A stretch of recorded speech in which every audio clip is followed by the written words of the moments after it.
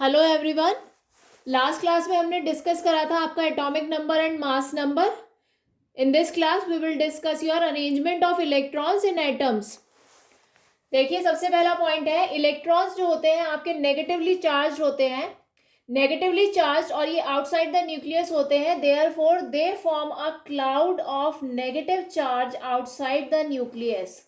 तो आपके negatively charge electrons जो होते हैं वो एक तरह की क्लाउड की फॉर्मेशन करते हैं आपके outside the nucleus. In this cloud the electrons are arranged according to their potential energy. इस क्लाउड के अंदर जो आपका आउटसाइड द न्यूक्लियस होता है, इसमें जो आपके इलेक्ट्रॉन्स अरेंज रहते हैं वो according to their potential energy. और किन में अरेंज रहते हैं वो इन डिफरेंट एनर्जी लेवल्स और शेल्स। तो ये आपके इलेक्ट्रॉन्स अरेंज रहते हैं डिफरेंट एनर्जी लेवल और शेल्स में रहते हैं और according to their potential energy के अरेंज होते हैं ये। थर्ड पॉइंट है, the energy levels of the electron are denoted by, जो आपके एनर्जी लेवल होते हैं इलेक्ट्रॉन्स के वो डिनोट करे जाते हैं नंबर से 1 2 3 4 5 एंड 6। और जो आपके शेल्स होते हैं वो डिनोट करे जाते हैं आपके लेटर्स से, जो कि है KLMNO एंड P। क्लियर? देखिए, जैसे फर्स्ट एनर्जी लेवल आपका लिखा कैसे जाएगा, first energy level is K shell, second energy level is L shell, third energy level is M shell, fourth energy level is N shell. इस तरीके से ये लिखा जाता है। और जो आपके शेल्स या एनर्जी लेवल्स होते हैं वो आपके शो करे जाते हैं in the form of circles outside the nucleus. देखिए, इसमें जो सबसे पहले वाला है वो है आपका first energy level, then this is your second, third and your fourth. इसी तरीके से जो आपके शेल्स रहते हैं, the inner one is for K shell, उससे बाहर वाला L, फिर third one is your M, then fourth is your N। तो जो आपकी शेल्स की अरेंजमेंट रहती है या जो शेल्स को काउंट करा जाता है आपका, वो करा जाता है सेंटर से बाहर की तरफ। इसीलिए जो सबसे पहला है वो K है, उसके बाद वाला L, then M, then N। तो ये सेंटर से बाहर की तरफ काउंट करा जाता है। अब देखिए, K शेल जो होता है आपका, उसके पास मिनिमम एनर्जी रहती है। K shell having the minimum energy is nearest to the nucleus. तो जो शेल के पास मिनिमम एनर्जी रहेगी वो आपका न्यूक्लियस के सबसे पास रहेगा।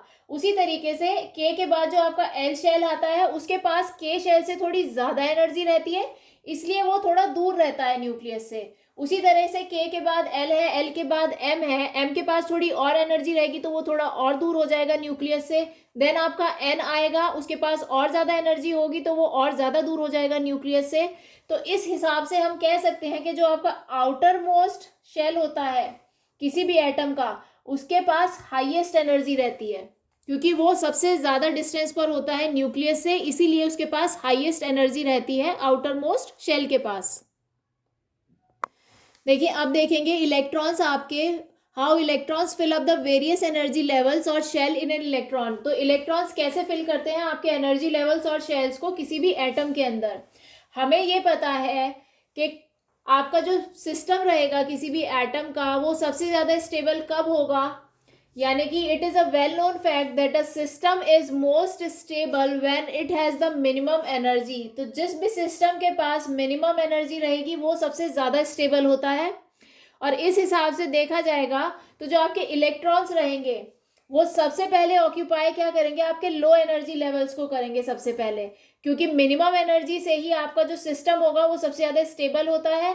तो मिनिमम एनर्जी वाले लेवल्स को या उनके शेल्स को वो सबसे पहले ऑक्यूपाई करेंगे। तो आपका सबसे ज़्यादा मिनिमम एनर्जी लेवल होता है 1 और शेल होता है आपका K शेल। तो यानी कि किसी भी एटम के इलेक्ट्रॉन सबसे पहले आपके K शेल को फिल करेंगे, उसके बाद आपका L shell, then M and then N and उसके आगे फर्दर सो ऑन। अब देखिए आपकी इलेक्ट्रॉनिक कॉन्फ़िगरेशन ऑफ एलिमेंट्स। देखिए, the maximum number of electrons which can be accommodated in any energy level, यानी कि मैक्सिमम नंबर ऑफ इलेक्ट्रॉन्स जो आपके किसी भी एनर्जी लेवल पे अकोमोडेट हो सकते हैं वो गिवन बाय होते हैं 2n स्क्वायर से, जहाँ पे n होता है आपका नंबर ऑफ एनर्जी लेवल, जो कि आप दिखाते हैं 1 2 3 4 इससे। क्लियर है? तो देखिए इससे कैसे निकलेगा, फॉर फर्स्ट एनर्जी लेवल आपका n की वैल्यू क्या हो जाएगी 1। तो maximum electrons first energy level पे 2 × 1 का स्क्वायर यानी कि 2 इलेक्ट्रॉन्स आपके अकोमोडेट हो सकते हैं फर्स्ट एनर्जी लेवल पे। देन सेकंड पे आपका एन हो जाएगा 2 यानी कि मैक्सिमम 8 इलेक्ट्रॉन्स अकोमोडेट हो सकते हैं। थर्ड लेवल पे आपका एन हो जाएगा 3 यानी कि मैक्सिमम 18 इलेक्ट्रॉन्स अकोमोडेट हो सकते हैं। एंड ये फोर्थ एनर्जी लेवल के लिए आपकी एन की वैल्यू हो जाएगी 4। तो मैक्सिमम इलेक्ट्रॉन्स जो अकोमोडेट हो सकते हैं फोर्थ लेवल पे इज योर 32 इलेक्ट्रॉन्स। तो देखिए फर्स्ट एनर्जी लेवल आपका होता है के शेल यानी कि के शेल में आपके मैक्सिमम 2 इलेक्ट्रॉन्स आ सकते हैं। देन सेकेंड एनर्जी लेवल आपका होता है एल शेल, तो मैक्सिमम 8 इलेक्ट्रॉन्स आ सकते हैं। देन थर्ड होता है आपका एम शेल, मैक्सिमम 18 इलेक्ट्रॉन्स आ सकते हैं। और फोर्थ होता है आपका एन शेल जिसमें मैक्सिमम 32 इलेक्ट्रॉन्स अकोमोडेट किए जा सकते हैं। देखिए नेक्स्ट पॉइंट है the outermost shell of an electron, जो आपके एटम का आउटर मोस्ट शेल रहता है can not accommodate more than 8 electrons even if it has the capacity to accommodate more electrons. यानी कि आपके किसी भी एटम का जो आउटर मोस्ट शेल रहता है वो 8 इलेक्ट्रॉन से ज़्यादा इलेक्ट्रॉन उसमें अकोमोडेट हम नहीं करेंगे, भले ही उस शेल की कैपेसिटी ज़्यादा इलेक्ट्रॉन्स की हो, बट जो मैक्सिमम इलेक्ट्रॉन्स हम अकोमोडेट करेंगे आउटर मोस्ट शेल में वो आपके 8 इलेक्ट्रॉन्स होंगे, उससे ज़्यादा नहीं, भले ही उस शेल की कैपेसिटी ज़्यादा हो।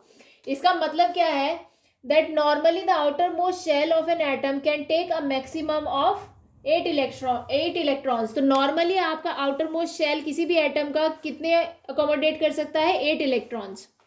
8 इलेक्ट्रॉन्स ही क्यों करता है, क्योंकि 8 electrons in the outermost shell में अगर आपके हैं तो वो आपका जो एटम रहता है उसको स्टेबिलिटी प्रोवाइड करता है।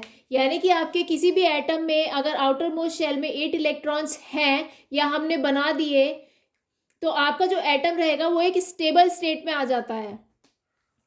Fine electrons in an atom, जो आपके एटम के इलेक्ट्रॉन्स रहते हैं वो एक नए शेल को ऑक्यूपाई नहीं करेंगे अगर उसके इनर शेल्स हैं वो कंप्लीटली फिल नहीं है। यानी कि आपके किसी भी एटम के इलेक्ट्रॉन्स सबसे पहले इनर शेल्स को फिल करेंगे तभी वो किसी न्यू शेल को ऑक्यूपाई करेंगे, अदरवाइज नहीं करेंगे। तो मैंने जो आपको ये रूल अभी बताया है कि आउटर मोस्ट शेल में 8 इलेक्ट्रॉन्स ही आ सकते हैं मैक्सिमम, ये आपका जो वैलिड रहते हैं ये रूल, ये मैक्सिमम आपके जो एटॉमिक नंबर रहते हैं यानी कि 18 तक के जो एटॉमिक नंबर है वहाँ तक आपके रहते हैं। 18 के बाद के जो एटॉमिक नंबर वाले एलिमेंट्स हैं उनके लिए इस रूल में कुछ चेंज आता है, that we will discuss later. लेकिन जो अभी तक मैंने आपको रूल बताए हैं उसके बेसिस पे ये कुछ एग्जाम्पल्स हैं। एग्जाम्पल्स में देखिए जैसे कि मैंने मैग्नीशियम ले लिया है जिसका एटॉमिक नंबर है 12, तो अगर मैं इसकी इलेक्ट्रॉनिक कॉन्फ़िगरेशन लिखूंगी तो देखिए कैसे लिखूंगी, के शेल है जो कि आपका फर्स्ट शेल है और उसमें मैक्सिमम 2 इलेक्ट्रॉन्स आ सकते हैं। देन उसके बाद आपका आता है एल शेल, 2 के बाद उसमें एल शेल में मैक्सिमम 8 इलेक्ट्रॉन्स आ सकते हैं। एंड द रिमेनिंग जो आपके 2 इलेक्ट्रॉन्स बचे हैं that will occupy your next shell.